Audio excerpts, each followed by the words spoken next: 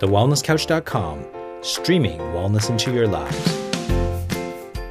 This is Up for a Chat with Cindy O'Meara, Karen Smith, and Kim Morrison.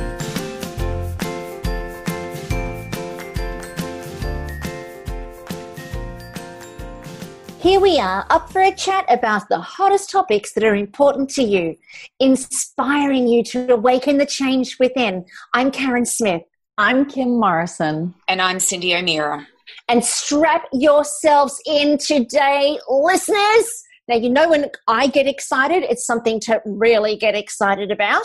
Today, we've got the amazing Associate Professor, nonetheless, Peta Stapleton. Now, guys, Peta Stapleton is going to be talking to us about all things health, wellness, and the psychology of wellness. And I'm not going to give away too much because Dr. Peta Stapleton has got a really spectacular take on what Eastern philosophy introduced into Western solutions, but was kind of, I don't know, poo-pooed many, many moons ago as something a bit woo-hoo. But what I love about today's show is that Dr. Peta Stapleton is going to be bringing the science behind this particular strategy, which most of you guys will have heard of. But if you haven't heard about it, I'm sure Peter's going to explain everything to us about this particular process so that you can learn how to do it for yourself, you can learn how to do it for your family, and start to make a massive difference to your own health and well-being. So welcome to the show, Peter. It's so wonderful to share the space with you. Welcome. Thank you so much. It's lovely to have 3 interviewers instead of 1. Be very afraid. Be very afraid. Oh, Peter, I would love to know, just in following up from beautiful Karen's intro, is just give us a bit of a background as to who you are, how you got into psychology, perhaps what led you down the path that you're in, and what's been the most phenomenal things that you've learnt along the way. Yeah, love to. Don't often talk about where it all started in the beginning these days.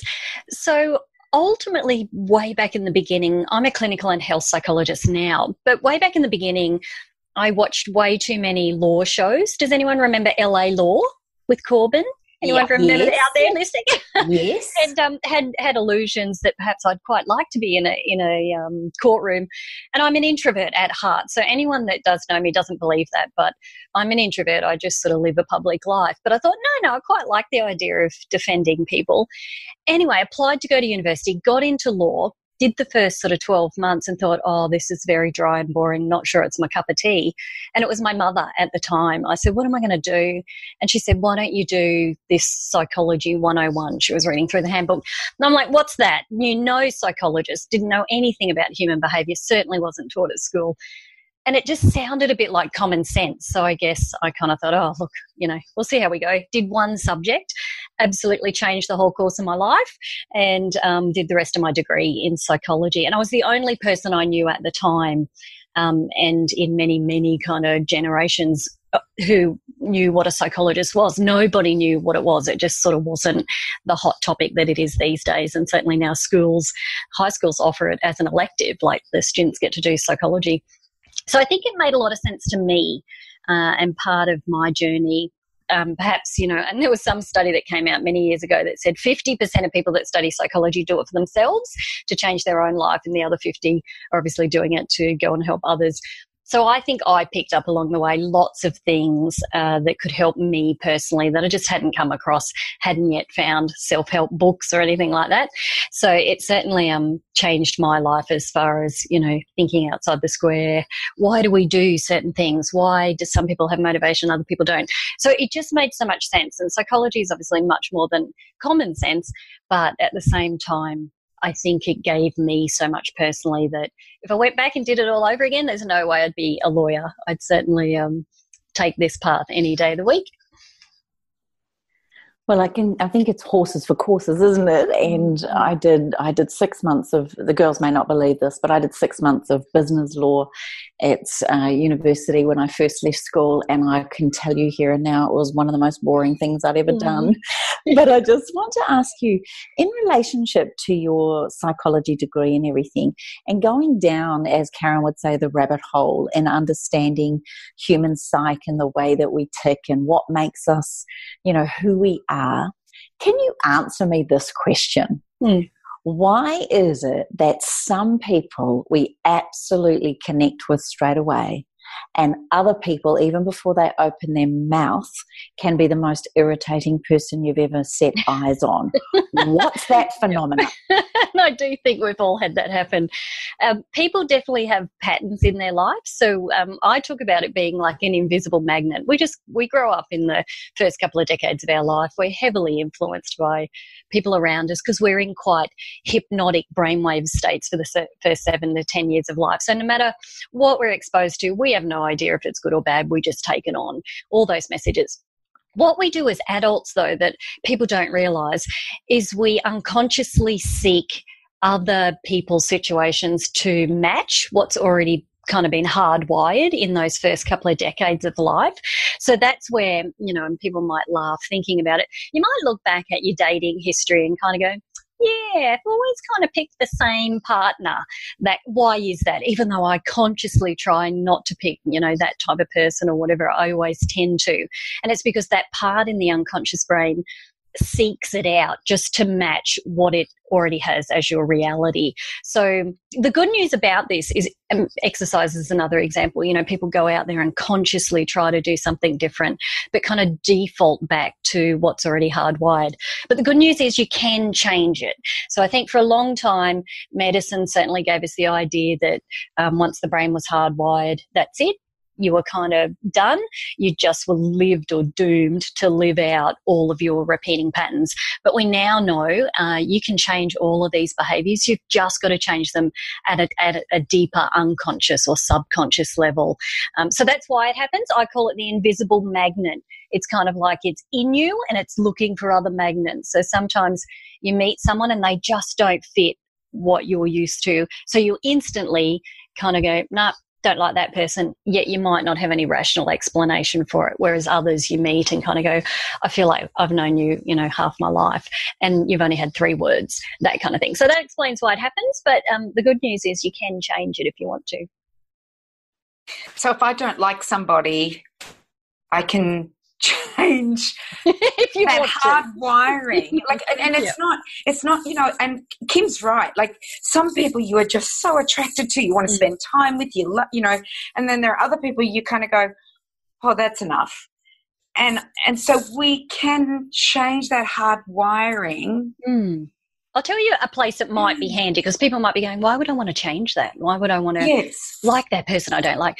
Maybe a work situation might be a good example. That say you love your job or you love, what you do, but perhaps there's someone in that work environment that for whatever reason you just can't seem to get along with. Because of those things that we're talking about, you could work out what is it, who does this person remind me of, and you could certainly change that reaction within yourself. So that might be an example where it could be a useful thing to do, particularly if you didn't want to change jobs just because of a person there that you couldn't click with. And that is doing the technique that you talk about and what you've done all your research with. Or is there more to it? No, that is one, and I know we're going to get into it. That is definitely one type of psychology technique, anything that can change, and there's certainly lots of other ones out there as well. I was impatient, I guess, back in the beginning when I was looking for things that worked for my clients. So anything that can kind of really dive deep into the unconscious and just change it at that level means you don't have to use willpower moving forward. And I'm into that. I'm kind of like, it's not enough willpower to go around. So anything that will change it unconsciously means it's changed for good. You don't have to think about it again. It'll just sort of become a natural state for you. So I know we're going to get into talking about some of those today. Yeah, and I think everybody wants that. Like everybody wants that magic pill. Nobody seems to want to work hard anymore. Like I know some people do, and I've seen people work really hard, but other people just want that pill to make them feel better, do better, look better, have a better partner, and have better finances. They just want a pill, a one-stop pill. And I think if we can make it easier, especially, when they start doing an exercise or nutrition program, and they're feeling great, they're feeling wonderful, they're doing amazing things, and somehow they sabotage themselves. Yeah, absolutely. If we can help that, I think, we'll make some movement as far as the obesity crisis goes. Chronic pain is increasing, 1 in 4 Australian adults now. Like, all those health areas will start to respond because we're actually empowering them to take, those changes, that they can change these things. They're not necessarily genetic kind of situations that can't be undone or can't be changed, those sorts of things. So I agree. I think it's a double-edged sword. People want a magic pill, but at the same time, they've got to take personal responsibility. So when we can get people to accept that, then we can show them how they indeed do that through some of our techniques. Yeah, it's interesting you should say that, it's not genetic. I look at a lot of the people that I work with they're emotional eaters. And so they'll go on diets, or they'll do different, protocols, and they'll follow different regimes, and they'll lose the weight because their willpower is so strong and their desire is so strong, because when a lot of people get to the end of their tether with it, they're just willing to do whatever it's going to take. And they'll do that. They'll get the weight off, but if there's an emotional situation that occurs, which inevitably it does because that's the nature of being alive, they'll have something trigger them, and then, of course, they just spiral back down, but they'll end up putting on more weight than what they had lost. Yeah. And it just becomes this vicious cycle. And I think a lot of people have settled into a belief system that my problems around my weight, or my problems around my health, or my problems around my mental and emotional state and my mental emotional health and well-being, it's genetic. My mum had it, my dad had it, my auntie had it, her mother had it, blah, blah, blah. So they tend to look back generations to find where the start was, as opposed to recognizing, and this is one of the things I'm so keen to talk to you about, because as much as we can see that there have been generations that have suffered before us, the truth of the matter still remains that here we are in this generation here today, right now, and what are we doing about it in order to either solve the problem for ourselves or break the cycle? Yeah, absolutely. And I think you're right. On one hand, we do have family patterns, but that's all they are, is a pattern that's been taught. And I think teasing that out, or helping our clients understand a pattern, doesn't mean genetic DNA kind of, contributions. We now talk epigenetics, so information that's around DNA in each cell, but that's highly changeable and can be affected by lots of different therapy techniques. So getting them to kind of understand that just because your mum was like that and your grandma was like that and so was her grandma, that's just a pattern that's been taught. And because we're hypnotic in those first decade, that we just copy exactly what our parents do. So that kind of, nature versus nurture, it's an interesting, I guess, conversation to have with our patients and clients.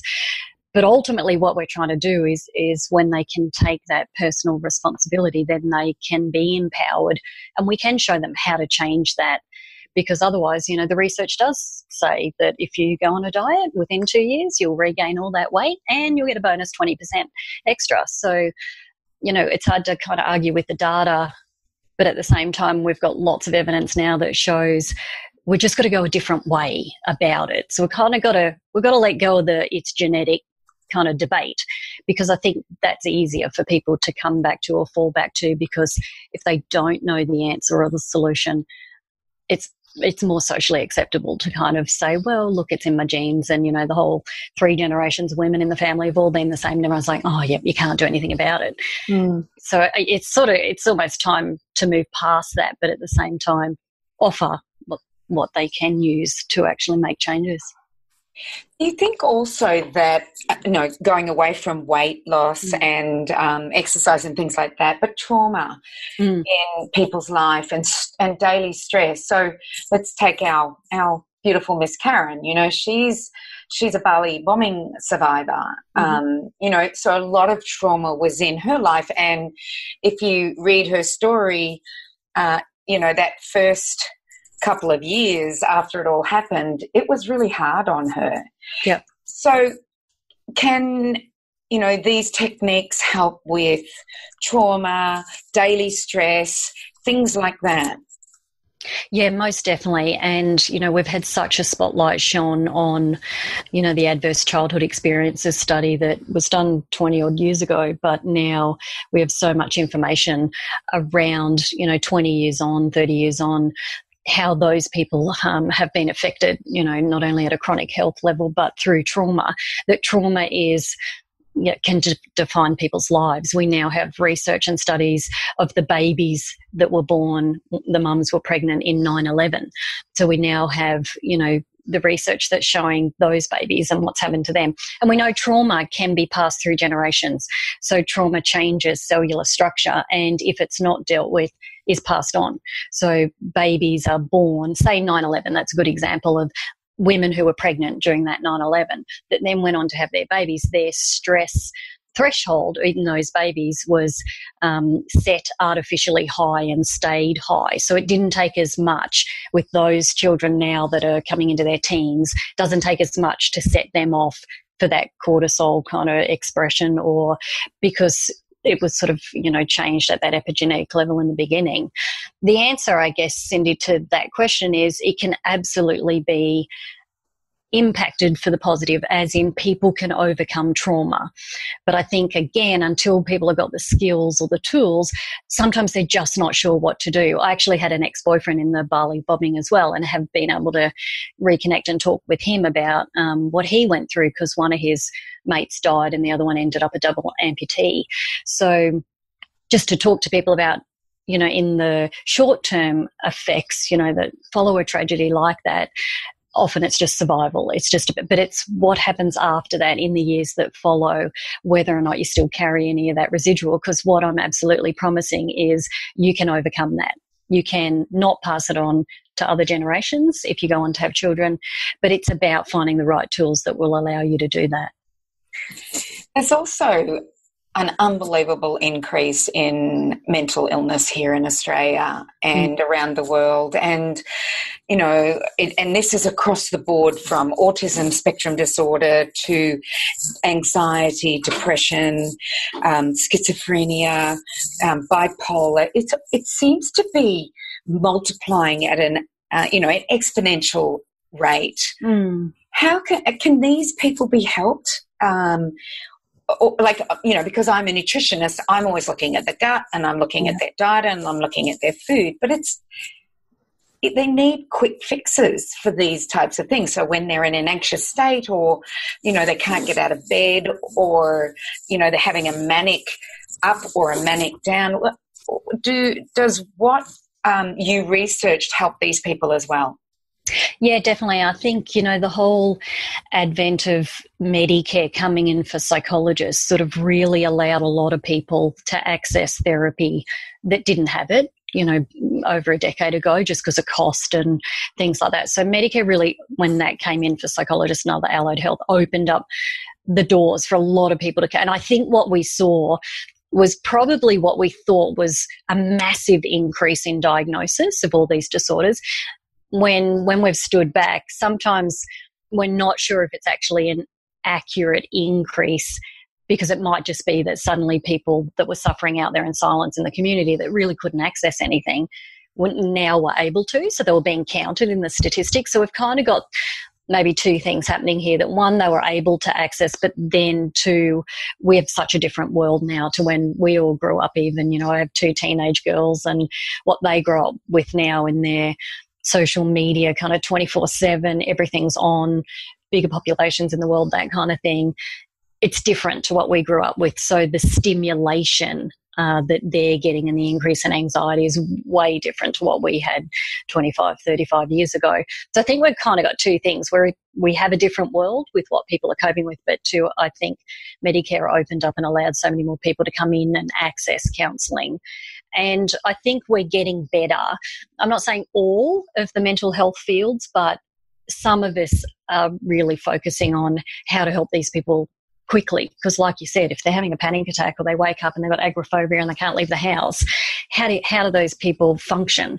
How can we do it? And how can we do it without relying on a pill, like without relying on medication that might have other side effects or whatever? So yeah, so that is what has driven, I guess, our passion in finding things that really will help people in a much faster way.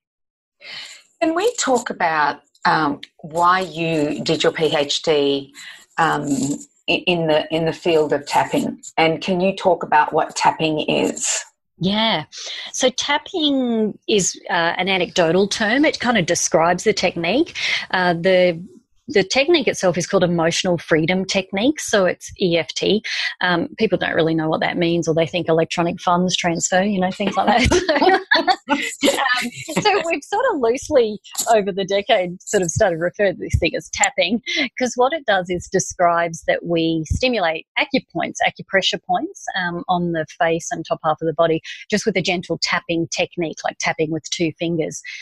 So that's sort of how it's ended up being called that, and a lot of people, even if they just Googled tapping, that is what would come up.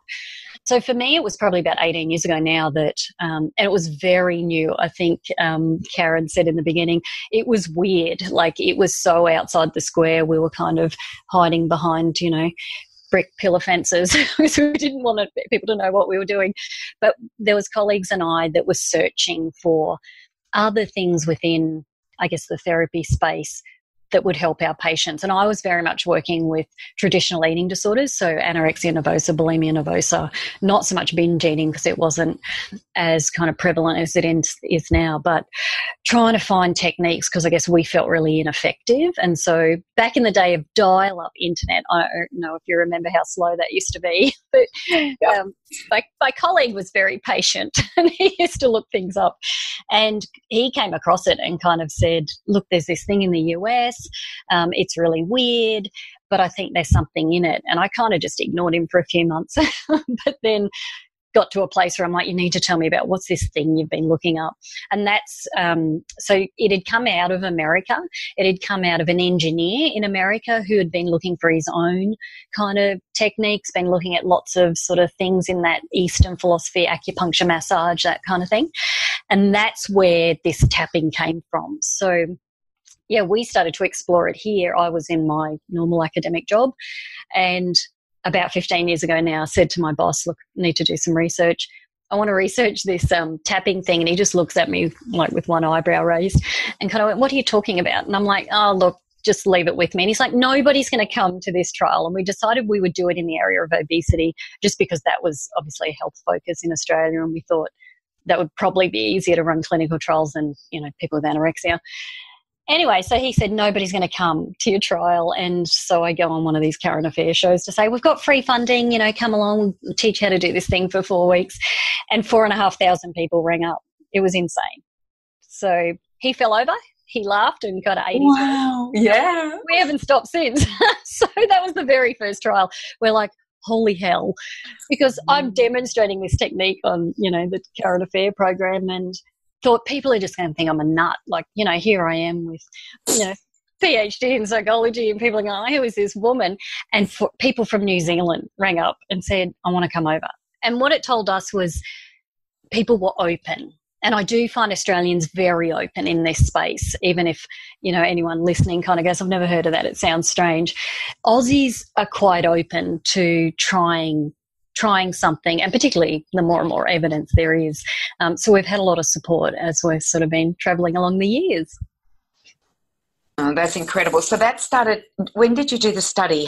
Was it 18 years ago when you first started looking into it? Yeah, about 15, 16 years ago. So I kind of played around with it for that first couple of years. And we were using it in clinical practice. We were teaching, obviously, people with bulimia nervosa how to kind of curb the binge feeling, those sorts of things, self-harm behaviours.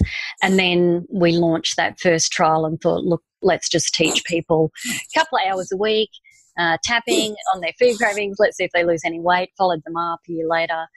Indeed, the weight that they did lose had never come back, and none of the food cravings came back that they did their tapping on.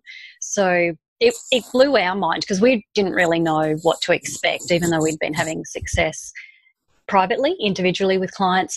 And we've since gone on, we've now kind of run at least 8 or 9 trials in that food space, but we've looked at this tapping technique for clinical depression, for cigarette smoking, for teaching young teenagers how to use it for exam anxiety and perfectionism. We've looked at bariatric patients. We've done an fMRI brain study. Like we now are kind of clocking up just here in Australia a good kind of 20 clinical trials across a range of different areas, chronic pain, a whole range. So it's been phenomenal, the amount of things you can apply it to. And really, if people are kind of wondering, why can you do it for so many different things? It's because what it targets is stress.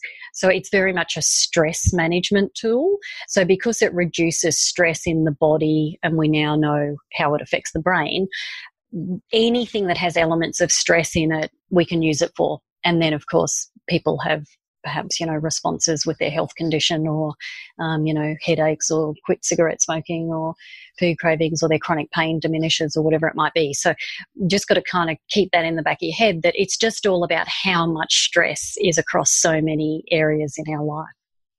So, Peta, for all of our listeners who have experienced tapping or they know what tapping is, I'm sure they're sitting there going, yes, I agree with this. But for the listeners that have got no idea about what tapping is, describe that for us so that we can get a bit of a sense of what it is, how it works. Yeah. Because I think us being able to wrap our heads around how tapping works, yeah, in and of itself is going to be a mystery. That's right, and particularly just listening rather than having a visual. So tapping as a stress sort of management technique or stress reduction tool very much is based on the premise that we actually have to be quite present-minded and mindful, if you like. Most people know mindfulness is about being in that present moment. So we only do tapping when we have a problem. And let's just talk for the moment about perhaps, you feel stressed. So that's just an easy thing to do. What we do is we ask people, okay, if you had to rate that level of intensity of feeling stressed right now, say 10 was the highest that you would give it, like that's my hair's falling out, I'm so stressed, I'm beside myself, or 0 would represent, no, I'm completely calm. So if that 0 to 10, just guess a number out of 10, most people would kind of go, look, it's about a 7. And then what we do with tapping is we actually acknowledge that stress feeling. Or if someone's they've got a headache and they want to do tapping on a headache, they actually acknowledge the headache. So it's very much a technique that instead of trying to reframe or think more positively or pretend that's not happening, we do the opposite, which almost is a bit counterintuitive to a lot of people. So we actually say the words, even though I feel really stressed at the moment. And most people kind of go, doesn't that implant it in my brain and hardwire it more? That kind of thing. But because we add the tapping on certain pressure points, and I'll walk through them in a moment, because we tap on pressure points while we say the words, the part in the brain, the amygdala there, that sends out that response, which is quite close to the memory center and all part of that emotional area, that in brain scan studies, when you do the tapping as you engage the brain, it calms the amygdala down. So what we see in a brain scan is as someone's doing tapping, even though they've initially engaged the brain by saying, I feel really stressed, the brain starts to calm down, which then means they get the physiological response of feeling calm now, and that number out of 10 obviously decreases. So they'll start to go, oh, actually, I feel a bit more clear in the way I'm thinking, or no, I feel more relaxed, or actually, I don't feel stressed like I did 10 minutes ago, that kind of thing. So if you like, I'll just walk through the pressure points that we tap on. They're always the exact same, 8 pressure points, and we can even teach this to children as young as 4. So we do actually do quite a lot of work with little ones. We simplify it with them and just do a couple of points less. But for the average kind of teen that's 10 years and older, these are the pressure points. So if you just take 2 fingers. Peta, before you start, how did they come up with these points? So tapping's been around now for over 40 years. Yeah. So it came out of the acupuncture field. So people that were studying in acupuncture has been around for thousands of years, and certainly in Chinese medicine we know that certain acupressure points on the body, if you go and have traditional acupuncture, are known to be associated with certain health conditions, that kind of thing. When the engineer Gary Craig came along and kind of was doing his own exploratory sort of stuff and was looking at all of that, he surmised, what if we just simplified it and picked just sort of common 8 pressure points that are on the body? We always use those. I wonder if that would be enough. And it turned out he was right. He didn't do any research. He was just teaching it to lots of people. We've now got, 2 decades worth of research that shows just having those 8 points is enough. You don't need to. People might know of other acupuncture points if they're, familiar with that, but you only need roughly these 8 and you always get the same outcome. So does that answer that? But definitely. I just always wondered, where did they get that? But now I didn't realise that acupressure. Yeah, but it's not magic. Okay. No. Let's talk about them now. Yeah, sure. So the point that we use on the face, so we just do the start of the eyebrow. So you might just sort of, with 2 fingers from your dominant hand, just tap at the start of the eyebrow where the hair starts there. And you don't feel anything, so it's just a gentle tapping process.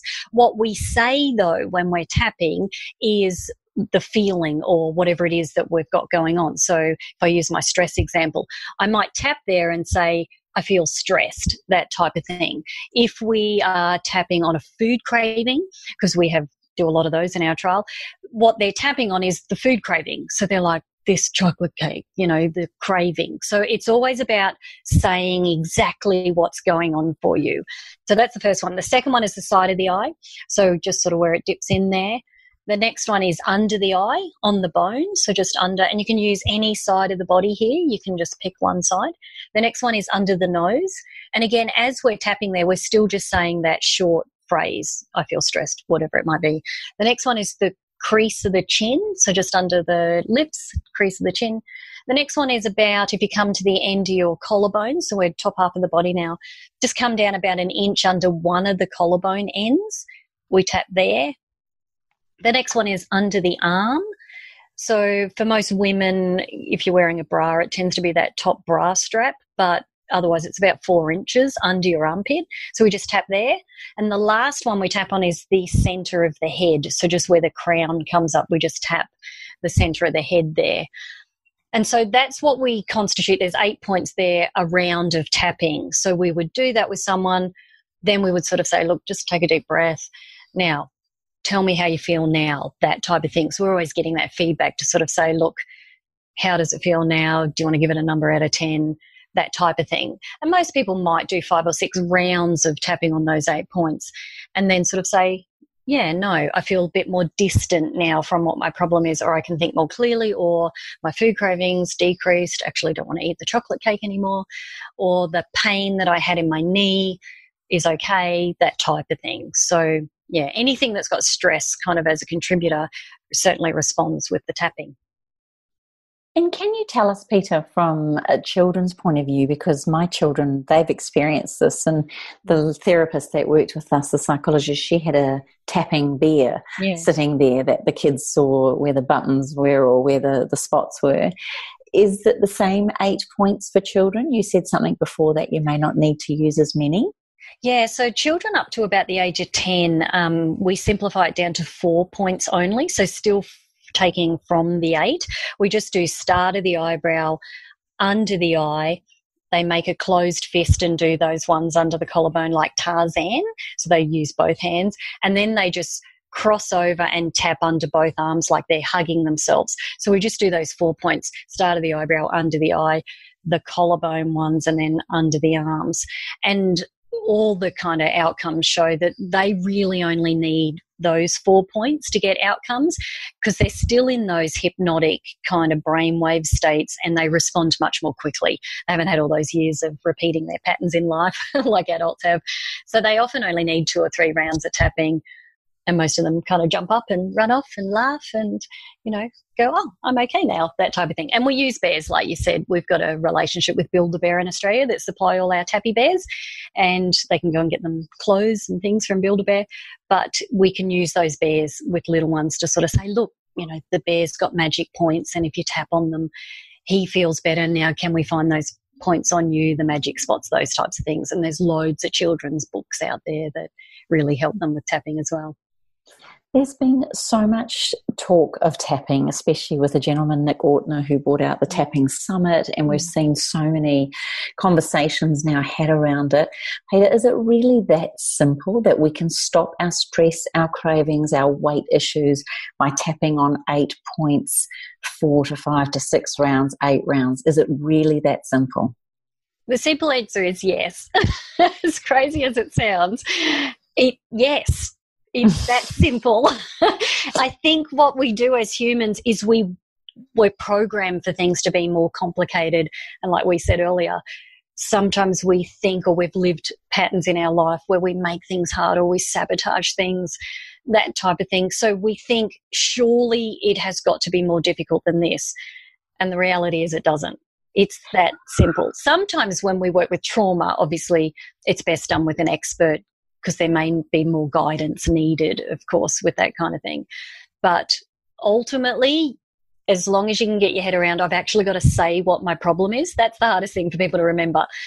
You have to actually state what it is. Don't say a positive affirmation or something like that. Say what the problem is while you do the tapping. It's that simple. That's amazing. It could save a lot of money for people, couldn't it? Yes.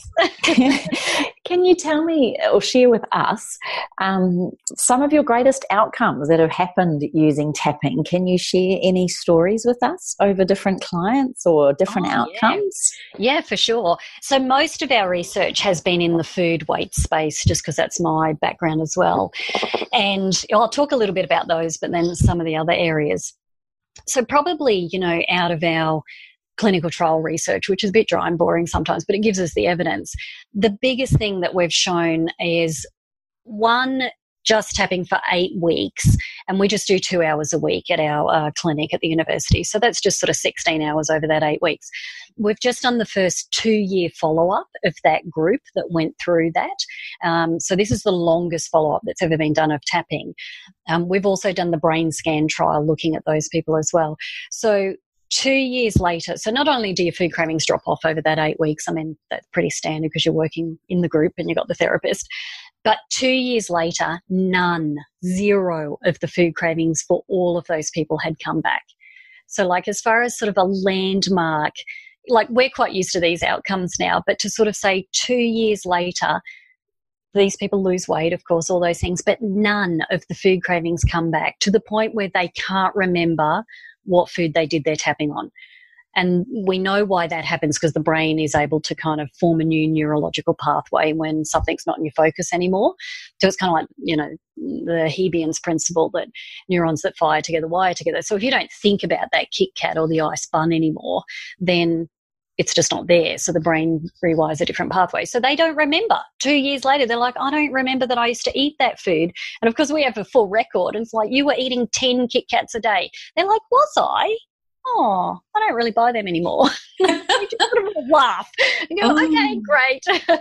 So our research, no matter what we do, shows that. But that first 2 year, that's being published at the moment, really does show the longevity of how long, because people go, how long does it last? If I do tapping now, sure, I might feel a bit more relaxed, but, will it last? And so I can definitively say it lasts.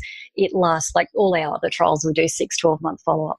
But 2 years later, these people are still going strong. So if I tell you, just one case comes to mind, it was actually a gentleman. So we always get way more females than men that come through our trials. That's just the nature of, women, friend and befriend, like they kind of do that sort of seeking out. But it's always nice when we have males that come through. So we had this gentleman, he came in, he was in his 60s, so he'd certainly had a weight problem his whole life.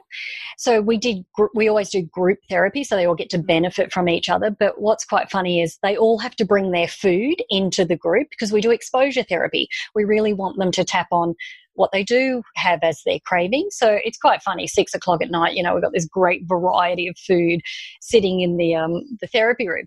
And so he brings in a whole barbecue chicken, cooked. You can imagine how fantastic this smelled in the group. So most people have chocolate. He has a roast chicken. And we're like, oh, okay. And he goes, I eat one of these every day. And we're like, oh, okay. Well, that's probably why you've got a bit of a weight problem, but whole barbecue chicken And he had no idea why, but he loved it. So we thought, okay, well, we'll just do what we know. We don't know what we're just tapping on the craving aspects. Anyway, so tap away about whatever it was that he loved. And then he stops and everyone's sort of looking at him. And he said, I've just remembered something. And we're like, do you want to share? And he said, I've just remembered when I first started to eat roast chickens. And we're like, okay, great. Because sometimes there will be a memory like that, not always. But sometimes food is quite powerful and emotional, like you said earlier. So there is an anchor or a connection. And he remembered. So what he was able to do through the tapping was calm the brain down so that the memory could come up. He said, I was about 7 or 8 years of age, big family, you know, half a dozen brothers and sisters, not a lot of money. And it was his birthday. And he said his mum had said to him, you get to pick the dinner, the special meal. What would you like me to cook for dinner for your birthday? I don't think he was getting a birthday present at that point. And he said, I'd like a, roast chicken dinner. And she went, oh, yep, okay. She said, are you sure you don't want something more special? And he said, no, I just want a roast chicken dinner, but I want to eat the whole thing myself and not share it with any of the siblings or the family members. And so she actually did that for him. So I guess, as a gesture of love, as mums do, gave him what he wanted, and he was able to eat the whole roast chicken and all the vegetables by himself and not share them with any siblings, which was highly unusual. But what it did for him was cemented this incredibly powerful emotion, but it was attached to the roast chicken more so than perhaps attached to a positive emotion that my mum did something really special for me that birthday. And so what he'd been doing since the age of 8 was trying to replicate the feeling that was attached to that very positive emotion for him, and he kept trying to find it in a barbecue chicken. So it was such a profound moment, and the group kind of was all, and he was able to use tapping to process that so that he could still feel positive and love towards his mother that had given him that, but it didn't have to be through the roast chicken. And he was one of the guys that from that moment forward did not eat another barbecue chicken for all the follow-ups that we did. He lost the desire, but he was still able to obviously retain the positive feelings about the birthday. So like story after story after story like that have come through the trials, and I certainly have written about them in the book that just came out. But it's just powerful to see it in action and kind of see someone have that penny drop into place and work out where this came from and be able to let that go at a very deep unconscious level, but without any kind of trauma or anything like that.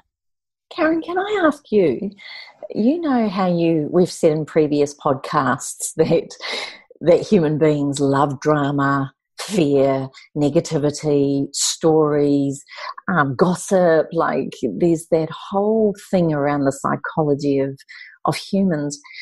If this is so simple, why is not everybody doing it? I just wanted to ask Karen her thoughts on that, and then maybe Peter can let us know too, but I'd be interested on your thoughts, Kaz. Yeah, well, I think, people are drawn to certain things at the time that they're drawn to it. I think a lot of people don't know that tapping exists. A lot of people, or some people, may not believe that it's a strategy that works, which is why I think what Peter's doing is so powerful, because it's bringing science and what's potentially been known as woohoo. It's bringing it together and giving it a scientific basis, which I guess allows people to give it more credibility. I think in mainstream, there's certainly been those that have been more willing to try an alternative process. But a lot of the population is still very much about prove to me that it works, and prove to me that it works instantly. And, if it doesn't work, then I'm going to say that it's a crock of phooey. So I just think that there's that. But then the other side of things too, I like to look at life from a bit of a spiritual perspective as well. And I think when the student is ready, the teacher appears.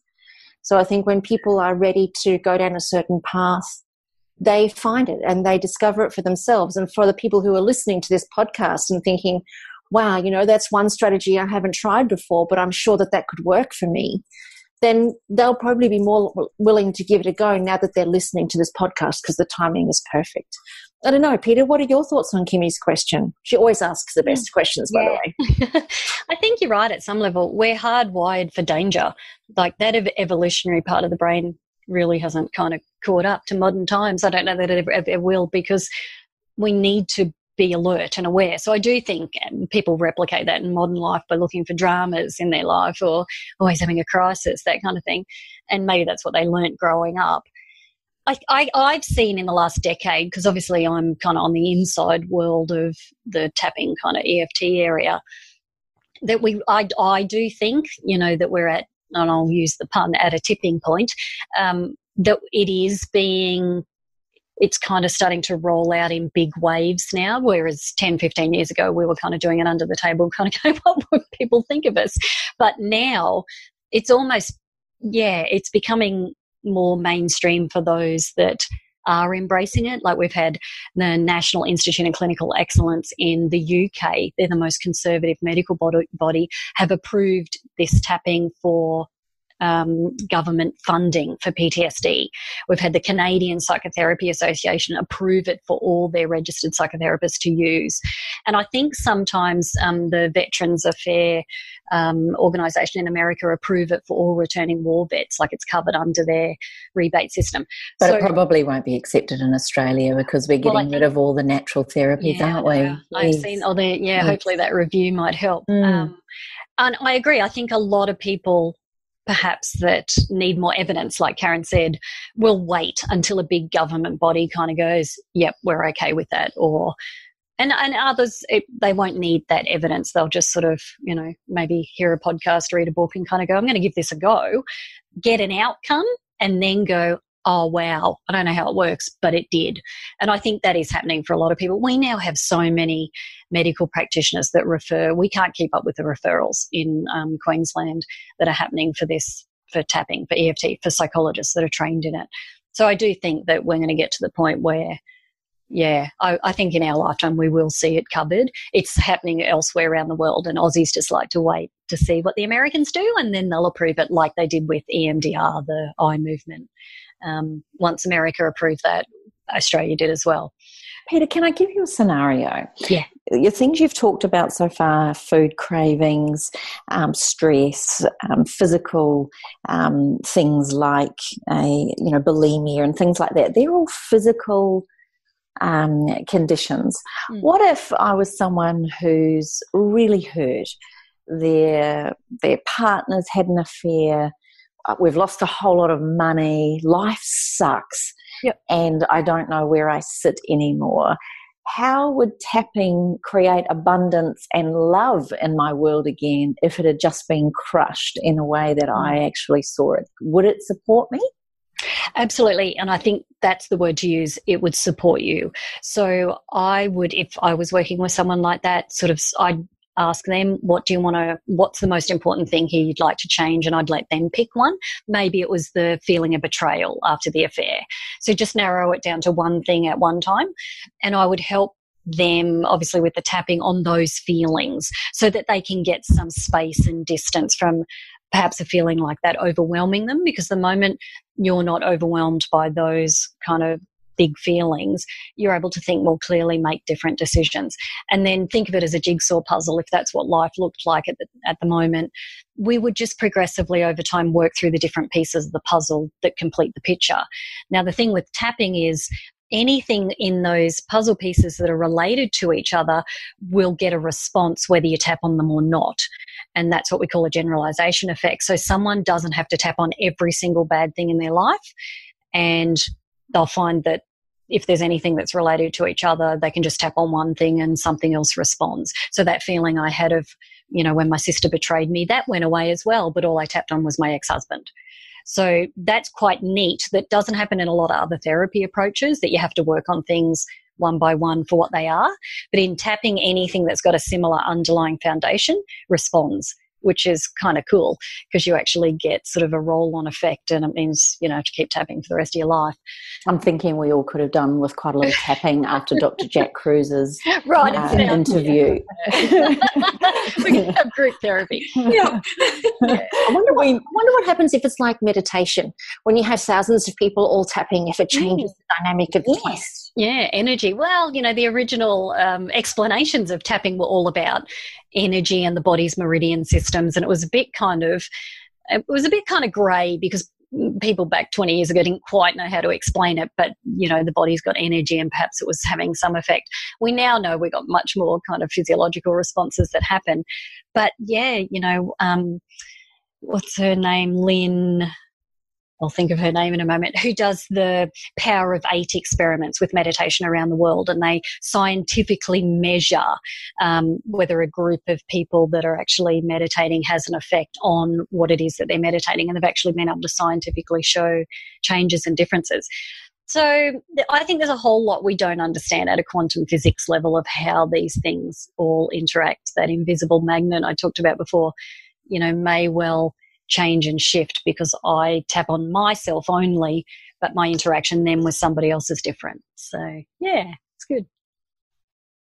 I love it. I love it. And I think for many people listening, I think we'll all be able to perhaps seek out a therapist that's trained in this and actually do some work on ourselves without having to expose ourselves or empty our souls to the point where I feel like a lot of people fear going to therapy in fear of having to unload and unpack a whole lot of stuff that maybe they haven't wanted to or have hidden from the mind. Would we have to unpack everything in order to change the neurological pathways? Or like you said before with the generalization effect, that it would actually support us even if we touched the icing on the cake, so to speak? Yeah, definitely that generalization effect, which is quite unique, has a profound effect. So people don't have to spend years, say, particularly with trauma, they've had repeating traumas. They don't actually have to go back and tap on all of them. The other thing about tapping, particularly in the hands of an expert, so if you go and seek someone who's trained, is there's a certain way of doing tapping where the patient or the client themselves doesn't actually have to tell the therapist the story, which means it's quite a safe, private way for someone to perhaps process something that has shame involved or anything like that, or a story they've never ever told anyone, that they can still be guided through with tapping without actually ever saying what the story is out loud for anyone to know, which I think is profoundly important for a lot of people. And we even do that as demonstrations in our trainings. We train health professionals, and we actually do it as a live demonstration where we say, I don't want you to tell me what the story is, but I'm going to show you how to process this in silence, but at the same time get that same effect of, feeling free by the end of it. And I do think that that's really important because that's hard to do in many other cognitive therapies, that you have to speak and you have to talk. But we know that the brain doesn't function well when you're in that heightened stress state. So to still be able to tap but not have to say any words, I think is really important and valuable. So the answer is absolutely. If anyone really did want to go and work on something but didn't want to tell the story, know that you can absolutely do that with tapping. Okay, so here's another question. Sorry to just butt in there, girls. I just had one more to ask. Can anyone do harm with tapping if you went to the wrong person, or if it was out of sequence, or if you said the wrong things? Can we go the other way with tapping? Yeah, it's really interesting. I've just been writing today a keynote. I'm doing a conference talk in a couple of weeks on the science behind tapping. And in the talk, what I was writing about, because that question does come up, and I think it is important, that there's been one study done of over 1,000 subjects, so people that went through tapping, 0 adverse effects occurred for any of those 1,000 people. So it's just sort of a snapshot to show you, but basically in the hands of knowing what you're doing, so you have learned how to do it properly, or seeing an expert that's actually trained in it, the chance of anything negative happening are almost 0. The only thing I like to kind of point out to people, because, and I think Karen mentioned it earlier, there's so much available now on the internet and YouTube, and you could literally Google tapping in YouTube and have 5 million videos come up. But if someone was brand new to tapping, decided to have a go with a video, and obviously that person is not live, they're talking to you, it's just a recording, and if they started to do tapping and felt they were getting quite emotional, often that leaves people in a state where they're not sure what to do next. But what it flags is tapping's actually worked. It actually has brought something to the surface. It's just that that novice at the other end of the computer screen hasn't had anyone to talk to and doesn't know how to use tapping to continue obviously processing that. So that's the only caveat that I give. I say to people, look, if you have a go on a YouTube video and find that you get really emotional, it actually means it's working, and you probably should go and see someone to get more support. But as far as what the research is showing, when you're processing properly and with someone and it's completed, there's literally no negative side effects that occur. Oh, that's incredible that we're able to do this. I just want to mention to everybody who is listening that you will be speaking at my summit, the Functional Nutrition Academy Summit in July on the Sunshine Coast. So, if you want to, are you going to do a demonstration like that, Peta? Yeah, absolutely. Yes. So everybody attending on the day, I think I've got a couple of hours, we are going to do tapping on a couple of different things, and I'm going to show them, and so that you can actually get an outcome while you're sitting there and listening. I'm really looking forward to it. I also want to talk about your book and who wrote your foreword. Yeah. One of my most favourite mentors of all, which is Dr. Joe Dispenza. So first of all, congratulations on your book, but triply congratulations on getting him to write your foreword. That is just, you want to know how it happened? Yeah, yes, I do. Please tell me. And this is nobody knows this story really, so you're first up to hear this. Good. So a couple of years ago, we had brought Joe out we run a conference every 2 years, Mind Heart Connect. And so we just asked him out of the blue. I'd followed his work for a long time in that meditation space. And lo and behold, he said yes. Like, we couldn't believe that, we're this tiny startup conference. And he's like, yeah, I'll come to that and I'll speak. And we're like, wow, okay. So we're on the last day of the conference, and obviously chatted to him over the weekend, got to kind of know him a little bit. And him and I were both free. We weren't needed for anything. Everyone's in their workshops. So we're just having a coffee. And Joe turns to me and he says, you should write a book. And I go, I've already written 3 other books over the years. And I'm like, what do you mean? What am I going to write a book on? And he says, the science behind all this tapping stuff you do. And I said, and you've already mentioned Nick Ortner, and Nick's quite a good friend, as Jessica and his brother Alex, who run the Tapping Solution and the Summit every year. And I said, but Nick's the kind of Hay House author in the tapping space. And Joe just sort of dismisses that and goes, no. When I go back to America, I'm going to talk to Reed Tracy, the CEO of Hay House, and I'm going to get you a book contract. And I just laughed, openly laughed in front of him. Anyway, so I forget about it.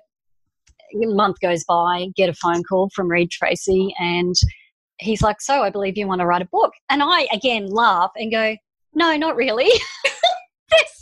Cannot believe the height of my insolence. And he's like, no, we think this will really, be complimentary. There's nothing in this area. And I'm like, oh, okay, haven't got time to write a book, but all right. So I write up kind of roughly what I think should be included in the book. Anyway, and this is written at the back of the book if people get that far in reading it. The day I signed the contract with Hay House, Louise Hay died. Oh. And it was just one of these, I didn't think I would ever meet her because she was in her 90s. This profound moment, it came through, and I had the contract in front of me. And I just sort of did a moment of, I just guess in my own mind, of sort of asking for her blessing, because, to join her kind of Hay House as a publishing company, is just phenomenal. And just sort of asked for her blessing and signed it, let it go. Anyway, I went and got in the car and had to stop at a shop on the way to get my girls or whatever. And I got out of the car and I looked down, and I'm not joking, there was like a 5 or 6 inch white feather on my shoe. And I looked down and went, oh, there's Louise. Yep, no worries. I'm good to join the family. That's what the white feather means, is that? That's right, angels. Angels. Yes. Oh, my gosh. So I just sort of went, oh. And I wrote, right at the end of the book, I write that story and sort of said, look, take it for what you want. This whole book's about science. And then here I am talking about a white feather. But that's sort of what happened. So, of course, I said to Joe, all right, if I have to write this book, you have to write the foreword. So he went, yeah, of course. And it's quite good to read his foreword. I know a lot of people might skip the foreword, but he wrote it while he was on a plane trip, obviously going to one of his meditation retreats. And and he does tapping on the plane, and he talks about that in the foreword and talks about the effect that it has on him.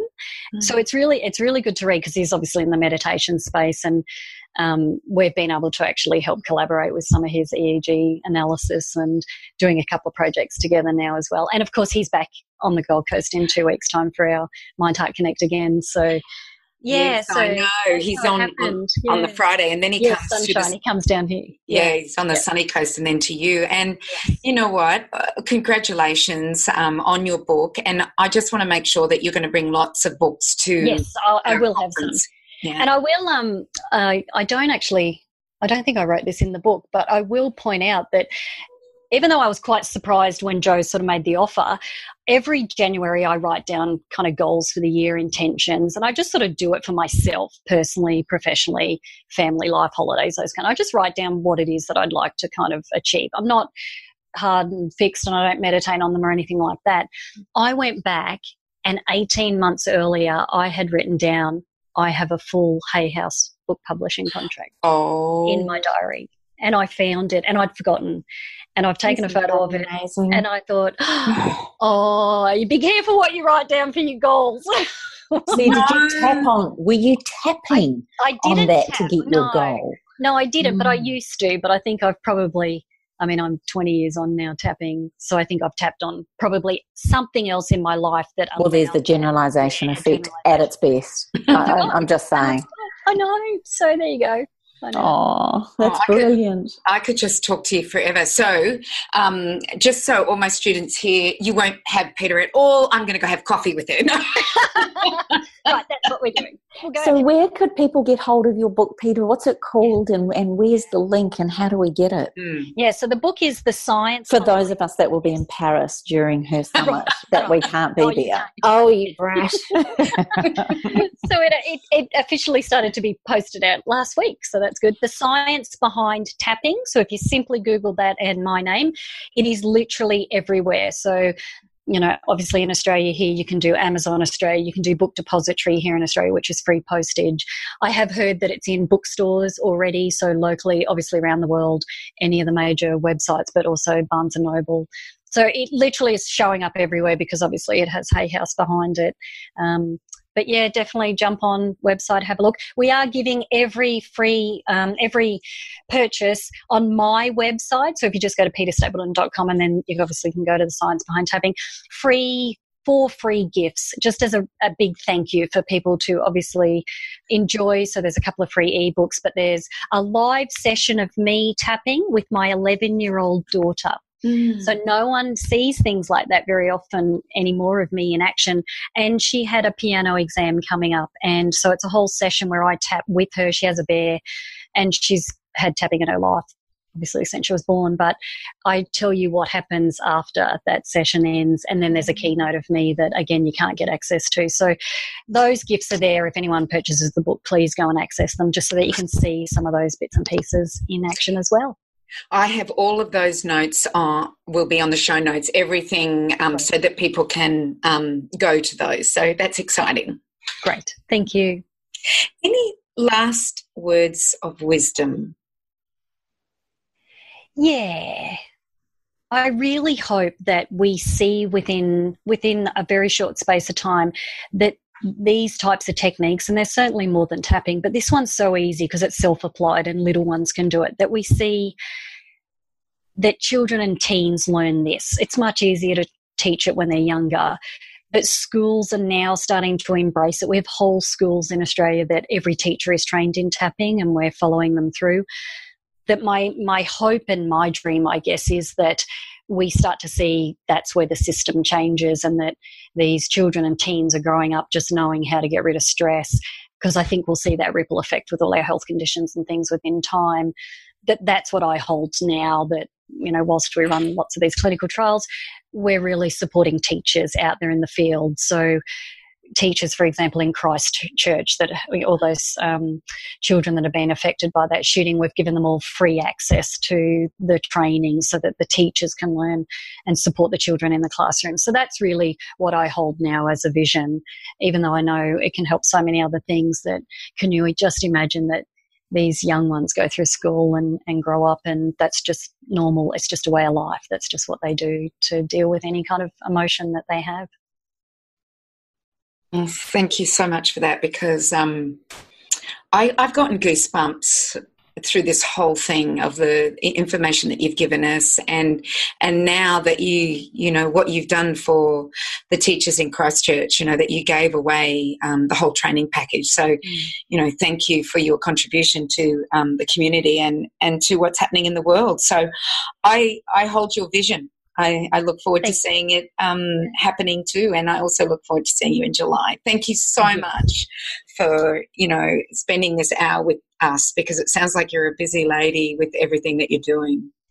No, it's been an absolute pleasure, and thank you just for allowing me to share my story and, what's sort of been happening in the world, and making research a little bit interesting, but how anybody out there can access this tool and certainly use it for so many different things, that it really, truly, and I think that's where the phrase came from originally, that EFT stood for emotional freedom, and everyone deserves that. I think it's everybody's birthright that no matter what happens to you, you can change the story. Everybody deserves emotional freedom, and this is just one way that we know people can achieve that. So thank you so much for the invitation, and it's been lovely. I will look forward to July. Just one last quick little question. You go.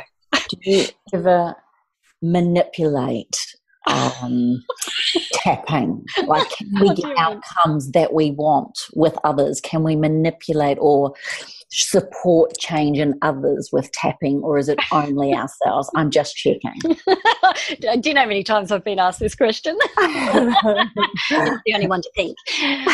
The answer is yes. I don't mean, I'm going to do my caveat now. That doesn't mean we're manipulating people.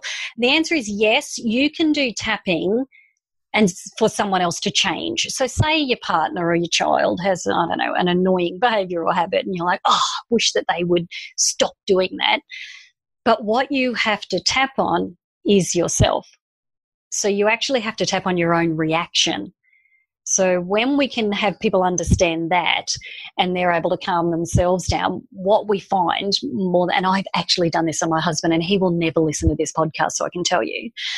So I've had things in him that have annoyed me greatly, but what I tap on is my reaction to that. And when I don't have the reaction anymore, guess what? He stops doing the behaviour. It's like X-Files. It's like, do you remember? And I've said to him, do you remember you used to, I'll tell you one of them because he'll never listen to this. He's an engineer, so it's a different field. He used to end every sentence with hey. Every sentence. And it wasn't when we first met. It was just along the way, and he started to, I don't really know where he picked it up, and he doesn't go to the pub every Friday or anything. So I thought, why are you talking to me like this? So every sentence he would just say, so what do you want for dinner? Hey. So do you want me to make the bed? Hey. And I'm like, what is going on? I was having quite a reaction. So one day I sat down and thought, I can't handle this anymore. But I tapped on my own reaction to that and whatever that meant. And now I can't remember because it was a long time ago. And so it was just all my negative feeling about just the sensation that I would get, kind of like the hair stand up on your neck, or I don't know what it was. So I tapped and tapped and tapped until I felt calm.